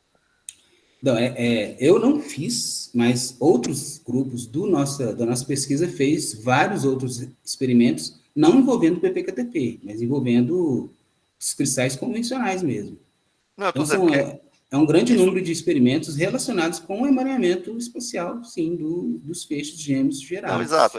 Mas nesses experimentos, não tem uma relação com a profundidade da visibilidade e você conseguir afirmar uma natureza mais ou menos clássica do seu efeito? Tá entendendo? Eu acredito que tem os limiares nisso, né? Sim, tem os máximos e mínimos de você ter um experimento ou outro, né? Entendi. Esse artigo mesmo sobre o Hong-Mandel com 4 fótons esbarra um pouco nisso, né? Porque se você aumentar muito a geração de gêmeos, você vai perder a visibilidade da profundidade lá do Hong-Mandel, né? Tem essa questão. Você vai perdendo, né? Você vai perdendo. Sim. Isso aí, com certeza, aqueles que você bota com 4 fotos, veja, aí tem que distinguir a coisa. Fazer 4 fotos puro é uma coisa. Fazer com uma mistura de 2 e 4 fotos é outra coisa. É outra coisa, exatamente. Tá, aí você vai perdendo a visibilidade do 2 com 4. Quando você faz uma mistura de 2 e 4 fotos, ele vai ficando mais clássico, né? Porque você vai, na verdade, você não está sabendo qual é o estado que está ali, né? É diferente você selecionar a componente de 4 e fazer, né? Da mesma forma que você pega o Hong-Mandel, vai aumentando a potência, essa visibilidade vai caindo e você tem os limites para o estado coerente, né? Onde você vai chegar, né? Mas a garantia, eu acredito que a garantia é que o efeito é quântico está bem aqui, ó. Porque quando você detecta só um detector... Eu acho que Ferraz quer falar alguma coisa aí. Ferraz, isso? Sim, o que o Daniel falou aí, né, que a visibilidade está relacionada com a pureza do estado quântico, né? Mas eu acho que a ideia aí do Olavo, bota lá, Olavo, de novo no seu experimento lá. Aí. Era só para garantir que no PPATP você tem realmente a transferência do espectro angular, né? Exatamente. Isso do bombeio para os fótons gêmeos. Aí você pode até... Aí abre as portas, né, Ferraz? Exato. Você pode até ter uma interferência aí de 2 ou 3 fendas, eu não sei quantas fendas você usou aí, que não é tão pronunciada, né? A visibilidade não é tão boa, mas a transferência total, né? As curvas são iguais, uma bate em cima da outra, né? Eu acho que essa era a ideia deles, né? Nesse primeiro caso aí, né? Eu só estou falando isso porque o que acontece é que o PPKTP ele tem uma situação mais complicada. Ele fez matching transversal, não longitudinal, né? Porque o transversal é como você pode também entender que você tem essas vários pedaços do seu ensemble, né? Que você pode ir, digamos assim, tendo formação transversal, meio que sem estar em fase com as próximas, tá entendendo? Transversal, você pode acabar gerando um estado mais impuro, né? Do que na região longitudinal mesmo, né? Entendi. Então é isso que Entendi. Para mim não é trivial ter um estado tão puro, transversal, num PPKTP. Porque você está gerando em várias fatias do ensemble diferente, tá entendendo? E não necessariamente na parte transversal você vai compensar as fases tão bem. Mas esse cristal... Qual é o meu ponto? O Lúcio levantou a mão também. Lúcio, vai lá. Eu estou achando, Daniel, que você está fazendo uma certa confusão aqui, porque, repare, o feixe, a figura embaixo à esquerda, tá certo? É o perfil do feixe. É o laser. Como que o laser chegou na região dos então, ele já entrou com essa visibilidade sem ser total, tá certo? Então, isso aí já é o laser mesmo. Isso aqui é o laser. Isso aqui é o laser. Ah, tá. Entendeu? O que provavelmente está acontecendo é que ele está usando um laser pulsado. Com o laser pulsado, a visibilidade das franjas de um interferômetro de Young, por exemplo, é bem mais baixa, porque você tem mais largura de banda e, né, a visibilidade cai, né? Então, isso tá certo? Então, a visibilidade é a visibilidade, a mesma visibilidade do feixe de entrada. Então, tá ok, né? Do ponto de vista... né? Mas a minha pergunta, na verdade, é se essa visibilidade tinha relação com alguma correlação quântica. Se não tiver, é Não, simplesmente o perfil do laser, tá entendendo? Aí, tudo bem. Não tem... mas o que o que ele está mostrando é que a visibilidade do perfil do laser já é baixa, né? A visibilidade, A ou gente mediu o seja, ele laser. tem um laser de banda larga. Você joga um laser de banda larga numa fenda dupla, a visibilidade cai, né, professor? Cai bastante, socorro. Tanto que eu Esse fiz. é um laser de frente mundos? É, Pois é. Então é o é Titã isso de que está Safira. acontecendo. Tanto que Ok. a gente fez também experimentos envolvendo 4 fótons, Felipe. A gente colocou 4 detectores aí, fez experimento muito parecido com esse para 4 fótons. Tá. Aí que a visibilidade caiu profundamente mesmo. Aí, tive que fazer medidas. Eu até lembro, a medida que deu a resolução do doutorado, ela durou 36 horas. Assim. Ela começou 8 da manhã de um dia, terminou 8 da noite do outro. Mas a Recolhendo. visibilidade caiu ou a eficiência de geração? É porque é geração de 4 Coincidência das duas? fótons, então as duas coisas caíram. Né? O laser estava com. O laser após uma fenda tinha intensidade baixa para iluminar o cristal e ainda assim gerou 4 fótons, porque era um PPKTP. O mesmo experimento com um cristal convencional não seria possível. Gerar 4 fótons com depois que o Não, laser passa por uma fenda. mas eu não entendi. Porque a visibilidade é essa profundidade de cavamento, Isso, o né? alto e baixo. Aí. Quando você fica com a potência baixa, né? A probabilidade cai, né? Você vai aumentar suas barras de erro, né? Isso. Mas no caso com 4 fósforos, está dizendo que o cavamento diminuiu ou foi a barra de erro que aumentou? A barra de erro aumentou. Ah, tá bom. Aí você não viu tão bem Era mais difícil ver, requeria maiores medidas, assim, tempo maior de detecção, né? Mas então aquela discussão que eu estava colocando de que medidas desse tipo para ver emaranhamento, que foi feito em outros artigos, né? Não foi o objetivo Isso. desse seu, né? Então eles fizeram uma medida diferente, é isso que você está falando, para ver outros tipos Cada de visibilidade, né? outras configurações. Mas Ok, o ponto de partida é sempre esse. Primeiro, a medida zero é isso aí, verificar se o perfil do feixe está sendo transmitido para os gêmeos. Aí daí a ok. pouco pensa um setup específico. Aí eu imaginei que a pergunta que você ia fazer era o quão quântico isso era, né? Achei que você fizesse pergunta do Não, tipo, eu queria saber disso, mas pelo que você está falando, assim, eu acho que esse experimento, na verdade, não consegue inferir isso diretamente, né? e diretamente não, é isso que eu vou falar. Porque a pergunta é, se eu jogasse se eu não fizesse fóton gêmeos, né? Essa pergunta, será que eu conseguia simular isso com radiação, com luz convencional? Seria... Não sei, veja, eu também não tenho tanta familiaridade com relação aos modelos clássicos para esse tipo de coerência, né? Entendeu? Porque Sim, tem sempre alguma possibilidade de você pensar numa coerência clássica, né? Mas essas aí, todo modelo clássico é diferente, né? muda muito algumas Tá coisas. entendendo? Né? Aí eu não sei exatamente qual é o modelo clássico que se usa para esse tipo de. Se pode ser, por exemplo, uma amplificação de emissão espontânea, sabe? Em um dos Sim, fótons, sabe? estimular, né? Mas aí realmente só. Eu sei que eu tô dizendo, Aí, mas vai lá. não, De qualquer agora maneira, era só para concluir mesmo, terminar. Então, esses foram os resultados que tivemos. Então, nota que o laser, né, a detecção de fótons gêmeos, ela seguiu bem, né, bem fidedignamente o laser, indicando que o PPKTP, ele também pode ser uma porta de entrada para igual aquele outro artigo de 97 foi para todo o grupo de pesquisa, só que agora utilizando o PPKTP. E sua vantagem é que você substituiria um laser pulsado, um laser potente, por um laser mais barato. Então, eu acho que o Ferraz Filho está montando um laboratório de ótica quântica aí, não é, Ferraz?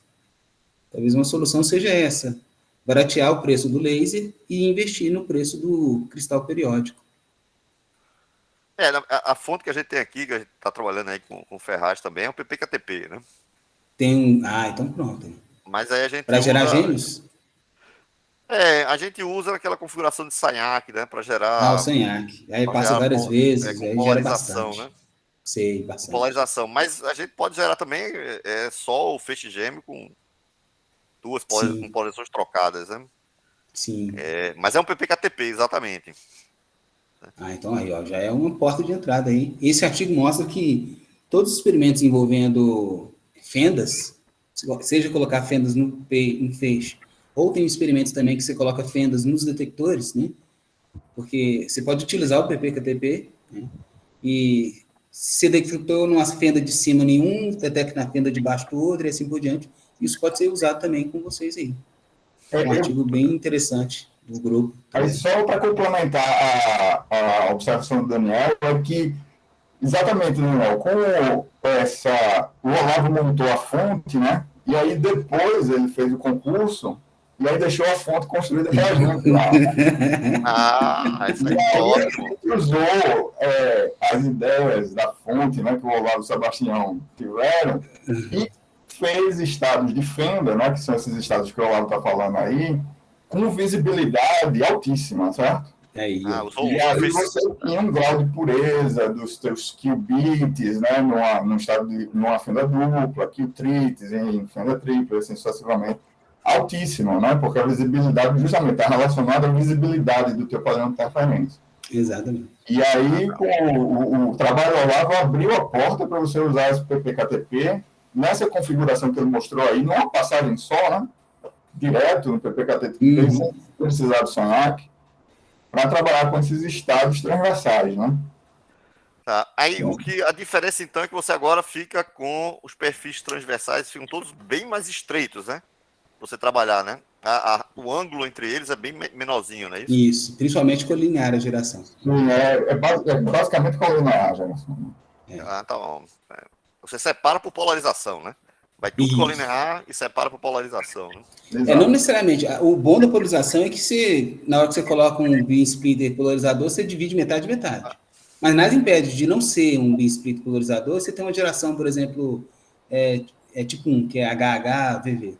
Aí você coloca um divisor convencional lá. Só que você perde metade do sinal. Né? Tá. É isso. Bem, aí para fechar... Né? Não, é bem eficiente, né? Para você gerar só o par de fóton. Porque realmente, um problema que a gente bateu, veja, no início, quando a gente entrou na fonte, né? Aí na fonte daqui, né? Do PPKTP daqui, né? A gente estava interessado em fazer correlação de polarização, né? Aí a gente teve que usar o SINAC. Sim. Porque quando ele sai do PPKTP, ele não sai emaranhado, né? Ele sai no produto, né? O estado produto das duas polarizações. Aí você tem que trabalhar ele para... Mas essa correlação espacial é até mais simples, né? De gerar, no caso, o emaranhamento espacial, né? Você não precisa nem do SINAC, né? Eu imagino. Sim. Né? Bem, para fechar aqui, ó, falar o que vocês já perceberam, né? Que no artigo de 2005, né? Targat mostrou que ele é muito eficiente para gerar símbolo harmônico. Né? Ou seja, para gerar fótons gêmeos também ele é bem eficiente. Tem esse artigo do Balsenchi aqui, que eu usei em 2006 também, que ele é muito eficiente para gerar fótons gêmeos. Aí a intenção é fazer engenharia de multifótons, utilizando esse sistema periódico e laser pulsado. Né? Tanto que, aí aqui algumas das referências que eu usei, tanto que uma coisa que eu fiz depois... que a gente fez depois no grupo, foi essa mesma configuração, só que com 4. Né? Ele gera colinear aqui, aí coloca um divisor de feixes aqui, e outro divisor de feixes. Então, gera 4 assim. Né? Aqui coloca outro divisor de feixes, e faz a mesma coisa, de mexer no perfil e detectar em 4. Bem, é isso. Deveria ter alguma vantagem em usar 4 com relação a 2? São estados mais robustos. Vamos supor que você gera 4. Aliás, esses 4 aqui, não é 1 virando 4, não. São 2 e 2. Então, a princípio, são 4 fótons que têm as mesmas características de quando você gera um par. Então é para fazer como se fosse uma filtragem, né? É para ter mais fótons gêmeos mesmo. Vamos supor que você cria 4 fótons e você coloca informação num estado que tem 4 entradas de informação. Ele é mais robusto num estado que tem só 2, por exemplo, na hora que você vai transmitir alguma informação. Você pode destruir, você pode perder coerência de parte do de um deles, e ainda você tem informação para transmitir informação, né? Você ainda tem características para ser transmitidas. Essa é a principal vantagem. Ele é mais robusto para comunicação, informação quântica. É só mais sofrido, né? Mas aí que tá. Esse caso aqui, como o PPKTP gera muito, a gente combinou o PPKTP com laser pulsado e a gente conseguiu gerar 4 fotos com facilidade. Tanto que a gente conseguiu colocar até uma fenda no bombeio, e mesmo que depois que caiu tudo, você ainda consegue detectar 4 fótons lá na frente. Olavo, aí, essa detecção com fenda e tentar ver 4 fótons, aí para pegar um pontinho era 36 horas, sabe? Eu demorei as 36 horas. A gente tem não um pontinho, mas para fazer o experimento todo foram 36 horas. Assim, cada ponto era 5 Cada minutos. ponto não era 36 horas, não, mas era A medida toda foram 36 horas. Não, veja, eu fiz aqui com os ensembles medidas de 4 fótons. Os ensembles são bem pouco eficientes, né? Então foi 1 ou 2 meses, alguma coisa. de medidas. Imagina. Mas realmente, assim, quando usa memória, né? Eu já trabalhei com 4 fotos com memória, aí realmente você cai bastante, né? O tempo, Sim. né? Aí dá para gerar umas coisas de forma mais eficientes, né? Mas mais legal. Eu tô entrando no chat aqui agora. Sim. Não, isso aí são questões burocráticas daqui. Tá certo. Mas o Anderson tá olhando aí, né, Anderson? Se tem alguma pergunta mesmo. Não, por enquanto não. Pode perguntar. Não tem nenhuma pergunta no chat, não. Obrigado. Sempre vocês. E é isso, gente. Então, perguntas, comentários, dúvidas? Senhor Lúcio, um bom comentário? Pelo que eu percebi, é o que já trabalhou com ótica quântica aí do grupo? Com Não. Eu sou um apreciador. Tá certo. Ferraz Filho, também? Perguntas e comentários? Ferraz conhece À vontade aí, Ferraz. Não, na verdade, eu queria só fazer um comentário, né? É que o Olavo, né? Ele, como eu falei agora há pouco, ele montou essa fonte lá e deixou de presente para a gente, né? Porque logo depois ele passou no concurso e aí... Minha conexão caiu. Reverendo. E aí o laboratório lá, pelo menos no tempo que eu estava lá, né? Foram 3 teses de doutorado que saíram da fonte que o Olavo montou e vários artigos, né? 3 teses além da dele, né? Bacana. E aí a gente está tentando montar uma fonte parecida lá no Laboratório de Estados Quânticos da Luz, né? Eu, Daniel e o Lúcio, né? E aí a ideia de trazer o Olavo foi justamente para criar essa conexão. E aí no futuro próximo, né? Se tudo der certo, o Olavo vinha ajudar a gente aqui. Tem interesse, sim. Isso é ótimo, né? Com certeza. A gente está tentando exatamente voltar, né? A gente acabou batendo em algumas questões assim, que não estavam nos nossos planos, né? No plano do mundo inteiro, né? Mas agora, fica animado, né, Lúcio? A gente pode pegar um laser pointer, ver. Não é?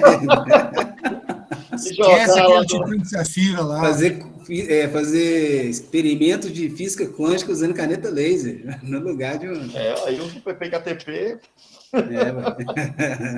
eu posso usar 2 coisas, né? Pode usar o PPKTP e, assim, a minha experiência com os ensembles, né? Que é tudo tão mais lento que talvez seja a mesma coisa mesmo. Bacana. Eu queria perguntar uma curiosidade aí, enfim, porque normalmente, né, quando você usa um feixe pulsado, a eficiência dos processos não lineares é bem maior. Mas vocês estavam comentando aí, existe alguma perspectiva de vocês de usar laser CW para fazer isso? Porque tem um pessoal que faz isso usando cavidade, não sei o quê, mas é bem mais complicado. Sim. Junto com o nosso grupo, tem o Caio Olimpo e o Marcos Saggioro, que fizeram utilizaram CW e cavidade na ocasião lá. E aqui a gente está montando com um laser cubo, ele não é pulsado, é um laser CW bem tênue, só que a gente ainda não tem um PPKTP por aqui. Mas qual é a potência? Eu não tenho certeza, mas é poucos miliwatts, assim, poucos miliwatts mesmo. Um laser cubo mesmo. É bem fraco mesmo. E com ele já fazer os primeiros experimentos de cavidade. E uma coisa que a gente pode fazer com o pulsado também é escolher bem os filtros que vão na frente dos detectores. Mas quando você fala que está usando miliwatts, é miliwatts no azul, né, no verde. Exatamente, é 400 assim, né? 405. É porque também tem essa parte chata, acho que né? É 2 miliwatts. Quando a gente sai com laser de 800 nanômetros e quer passar para o CW, né? Aí você tem que dobrar, aí né? já perde muito. Você tem que dobrar. E para dobrar é bom também ter o pulsado, né? Sim, lá nesse caso foi exatamente isso. A gente tinha um Tiano Safira que gera no 830, acho. A gente fazia a dobra para 400, você lembra mais, né, Fer? Você ficou depois. Era 830, né? 415. E é 407, 813, né? Acho. 407, aí 800, aí dobrava, né? Ou seja, ia para 400. Aí o 400 iluminava o cristal. Aí passava para o PKTP e voltava para 800. 800 gêmeos agora. E como a gente tinha que gerar o azul desse jeito, aí tinha esse caso do pulsado. Mas, por exemplo, eu acho que quem tem um camaleão, já consegue gerar numa cor específica uma potência alta, né? Não sei. Vocês têm camaleão aí, não tem, eu acho? Não, acho que não, mas também aí é melhor. Nosso problema atualmente é um laser pulsado para pulsar os titãs safira. Se tivesse um laser parrudo, o comprimento ia dar certo. Você falou que tinha um laser cubo, que... Não, esse é porque uma coisa o que eu apresentei foi o meu doutorado e tudo. Sim, mas... Aqui na instituição a gente está montando um laboratório aos poucos. E o que a gente adquiriu, né? Porque assim, a gente nem tem um curso de física aqui, a gente tem licenciatura em física à distância. Eu, por exemplo, sou professor no departamento de engenharia. Certo. Então, nem sempre eu tenho aluno que vai fazer mestrado, doutorado em física comigo. Então, a gente está, o grupo mesmo, comprando, né, com algumas verbas e montando um laboratório. E aqui a gente tem já laser, mesa ótica, detectores, um BBO, e a gente comprou um cubo, um laser cubo, para iniciar as medidas aqui. Esse laser cubo é um diodo, é isso? Um laser diodo. É um diodo. É um laser diodo já em 400. Isso, exatamente. Tá mas legal. Com potência bem baixinha. Mas tem uns de potência alta, só que modos transversais ruins, né? Foi o caso, não foi a nossa aquisição. Eu acho.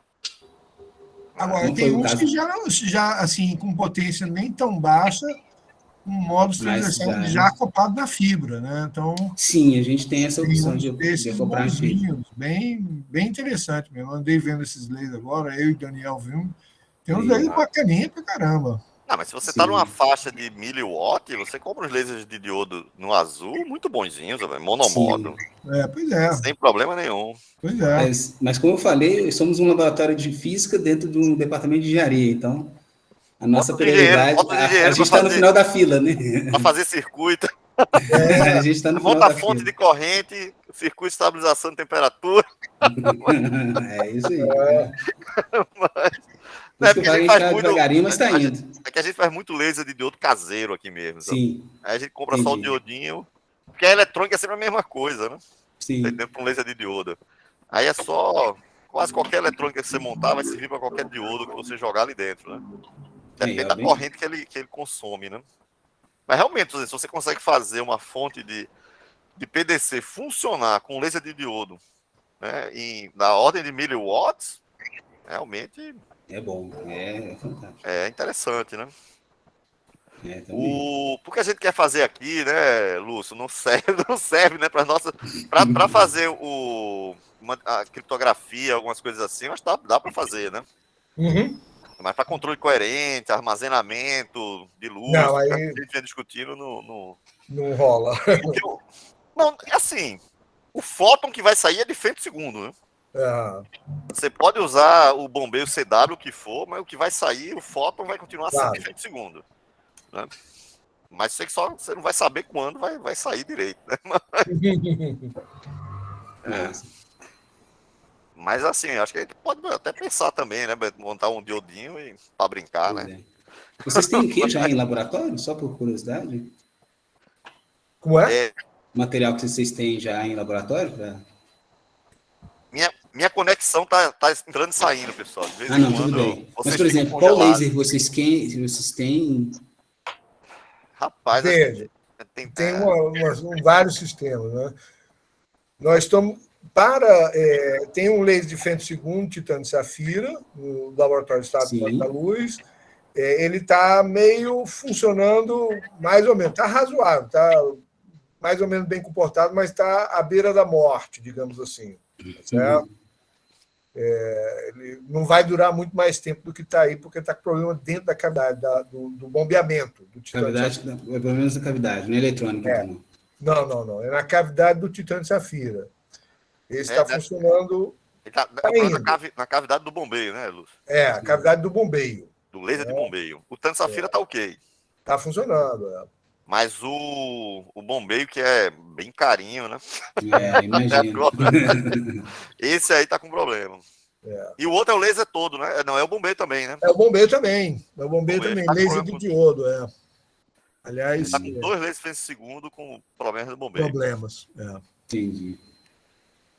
Em termos de material de detecção, porque esses trabalham, eu acho que não linear, né?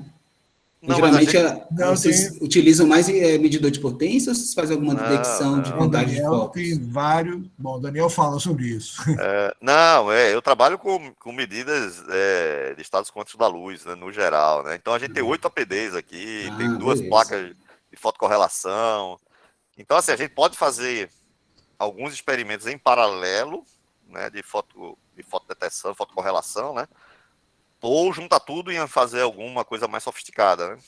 Entendi. Então, por exemplo, quando a gente botou o PPKTP para funcionar, a gente mediu desigualdade de Bell com 4 detetores mesmo, direitinho, né? Bacana. Um bom calibre, hein?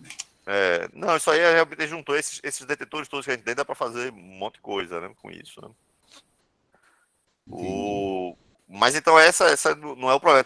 O sistema que a gente tem, que a gente está tentando voltar a montar, na verdade já montou, né, uma vez, né? Agora está juntando tudo de novo. Mas quando a gente foi juntar depois da pandemia, batemos nesses problemas. A conexão não. Do bombeamento. O problema do bombeamento. Entendi. Está impedindo o progresso nesse sistema. Mas está funcionando, né? Ferraz vai botar isso para funcionar. Vai. Mas olá, vai ser ótimo se eu puder vir para cá para a gente. Eu visito vocês. Deixar o negócio bonito. A gente pode combinar de fazer visitas aí para. Assim, agora a gente está com uma perspectiva de a gente quer botar a fonte para funcionar, que a gente tem coisas simples, né, que a gente pode fazer, né? Mas se a fonte estiver muito boa, a gente pode fazer outras coisas, né? Não tão simples. Eu costumo brincar, eu até falei no meu doutorado, no meu concurso, que a ótica quântica é solução caçando problema, porque quando você vai montar emaranhamento utilizando física atômica, é muito complicado e caro. Ótica quântica é laser, cristal, entre aspas, barato, comparativo com um laboratório de atomística ou de feixe elétrons. Depende do que você quer fazer, né? Sempre, né? Quando umas fontes assim com laser de diodo, realmente começa a ficar competitiva, né? Quando eu comecei a trabalhar com o PDC, eu costumo trabalhar com fótons em sistemas atômicos, né? Aí eu disse, beleza, né? Vai ser mais tranquilo agora, é só um cristalzinho, né? Mas aí com aquele laser que a gente tem para bombear ele, fica mais caro do que meu laboratório. Aí volta, né? Bacana. Meus lasers que eu tenho lá, da minha armadilha magneto-ótica, eles custam $32. Ótimo. Cada um. Agora, óbvio, né? Você bota um isolador óptico na frente, ele já explodiu, né? Bacana. Mas assim, eu vou programar com o Ferraz uma visita aí mesmo. Né? Eu devo fazer alguma coisa em setembro, eu devo estar na área, eu entro em contato com vocês. Na verdade, essa parte de correlação espacial, eu tenho discutido muito atualmente, mais com os ensembles atômicos. Até. Tá entendendo? Porque aí tem muita coisa que pode fazer também, viu? Eu tenho um artigo que foi bacana também, que eu falei sobre absorção quântica, né? Absorção de estados quânticos por porfirina, né? Ou seja, a gente teoricamente, não fez experimento ainda, mas percebeu que quando você usa moléculas grandes, elas têm essa característica de absorverem mais uma direção que na outra. Quando você gera um estado quântico emanado em polarização, essa interação com o meio faz uma diferença, assim, de quando você usa luz clássica, sabe? Tem um artigo bacana também que publiquei, talvez a gente pode fazer uma coisa aí nessa linha, não sei como que é a interação de vocês com o departamento de química. Não, tem várias interações, né? Agora, aí já é aqui eu tô iniciando um grupo agora forte aqui na área de química com a turma da física aqui. Porque lá tem licenciatura em física. Então, aí em Minas, né? Porque você tem todo esse contato aí com o Sebastião, né? Mas quem fez muita medida de correlação quântica com moléculas é o grupo do Ado Jório, né? Sim, exatamente. Eu interagi com ele também, na época, na ocasião. Eles fizeram muita coisa com molécula, então com certeza dá para fazer, né? Sim. Essa questão de excitar com a luz não clássica, realmente, tem vários trabalhos nessa linha, né? Costuma ser mais sutil, né? Porque eu conheço alguns trabalhos, por exemplo, excitação de 2 fótons usando luz emaranhada, por exemplo. Isso. É nessa então, direção. Tem diferenças, mas é diferença...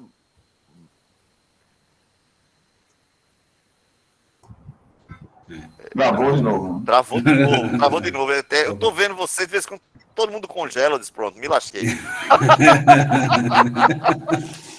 Pelo menos como tem 4 pessoas aí ligadas, eu consigo fazer a média. Quando tá todo mundo parado, eu disse, pronto, meu argumento já se acabou aqui.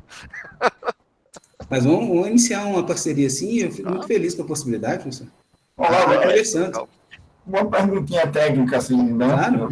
Que você trabalhou com essa transferência no momento angular, né? Se você entra com o teu pump lá no PPKTP, com um modo transversal estruturado, tipo um Hermite-Gauss. Eu tô doido para fazer essa... Eu comecei a fazer esses cálculos. E aí você deve gerar, né? Tudo indica que você vai gerar os fótons também em Hermite-Gauss. E aí pode ser que você tenha correlações lá, você pode fazer o teu espaço de Hilbert variado. Então, eu não fiz experimento propriamente dito, não, mas teoricamente, sem terminar a conta também, mas se você gera com 0, você entra com Hermite-Gauss 0, você pode gerar uns, você tem uma conservação no número do Hermite. Você gera o -1 e o 1, o 2, etc. Ou então você gera o 2 e menos, sabe? E... é muito explorado no Laguerre-Gauss isso, né? Sim. Mas o Hermite-Gauss, sei lá, poderia ter uns qubits lá transversais, espacialmente transversais, né? Sim. Eu não fiz ainda esses experimentos, mas, assim, é uma das coisas que eu estava de olho na época que eu estava antes passando concurso e tudo. Só que, quando você muda de casa, né, você tem muita coisa para arrumar. Então, foi uma coisa. Quando eu entrei no campus, aí fui coordenador, fui diretor, um monte de atividade. Acabou que isso se perdeu. Mas, na ocasião do pós-doc, eu cheguei a ventilar esse experimento, sim. E é uma possibilidade. Uma coisa que é interessante também é o seu SLM, para gerar esses estados e depois, né, fazer o desenho do feixe do jeito que você quiser e depois iluminar o cristal. Agora, era bom, para esse caso aí do feixe estruturado, já que você tem uma teoria, né, para o PPKTP, eu acho interessante até fazer a teoria, viu? Porque, para uma amostra fina, é meio trivial, né?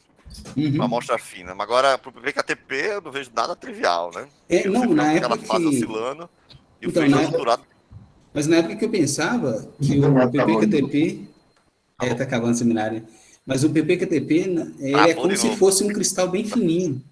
Apesar dele ser uma agulhinha, o fato de mudar periodicamente, o efeito dele é de ser de um cristal bem fino. Então, provavelmente, o que o Ferraz está sugerindo seja uma boa, assim, no PPKTP. Não, eu tô dizendo, porque apesar dele viajar naqueles trechos, como ele tem aquela modulação, talvez ele se comporte como um cristal fino, inclusive para esse tipo de geração. Talvez, mas fazer a conta, né? Era para fazer a conta. Você está tentando fazer a conta com cristal fino, né? Isso. Não, cristal fino O cristal fino, eu acho que é mais direto, né? Mas o PPKTP já é menos, né? Direto, pelo menos na minha cabeça, né? Mas se você já está acostumado com a conta, talvez você já veja ela de uma forma mais direta, né? A gente pode conversar, Ferraz. Aí você me passa o que foi feito e eu tento completar, por exemplo. Esse é um prazer.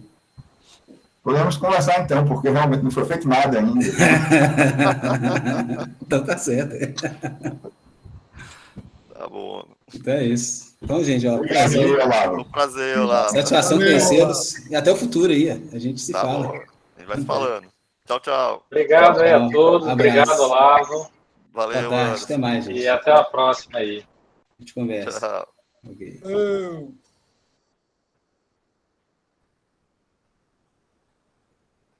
Tchau, tchau, Anderson. Até mais, Lúcio.